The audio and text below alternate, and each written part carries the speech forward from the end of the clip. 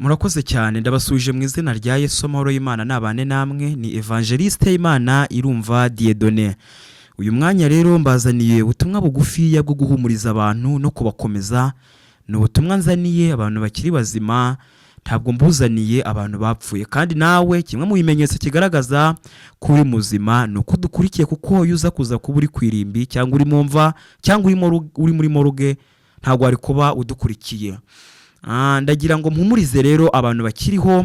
Hari abantu bari mu bibazo, bari mu magorwa, bari mu bukene, bari mu madeni, bafite ibibazo byabashobeye byabarembeje. Hari umuntu umwe wigeze ahura n'ibibazo byinshi, aravuga ngo ari we n'ikibazo ngo ntagazi ikiri mu kindi. Akajya yibaza akavuga ngo ese ni ikibazo kiri muri ngewe, ni ngewe uri mu kibazo, bitewe n'urwego rwa pressure afite n'akagarimo n'ibigeragezo arimo. Ariko ni kugira ngo mpumurize umuntu wese ukiriho, umuntu wese ukiri muzima, umuntu wese unkurikiye.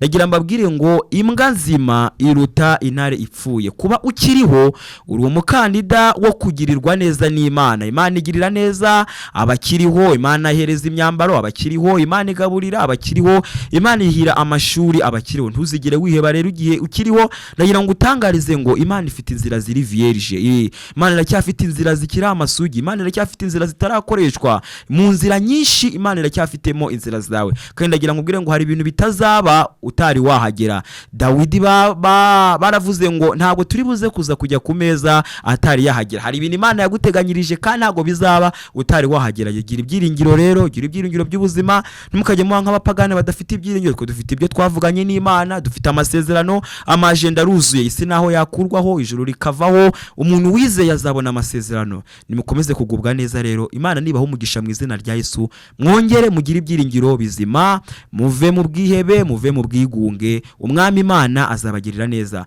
Murakoze cyane, ndabashimiye.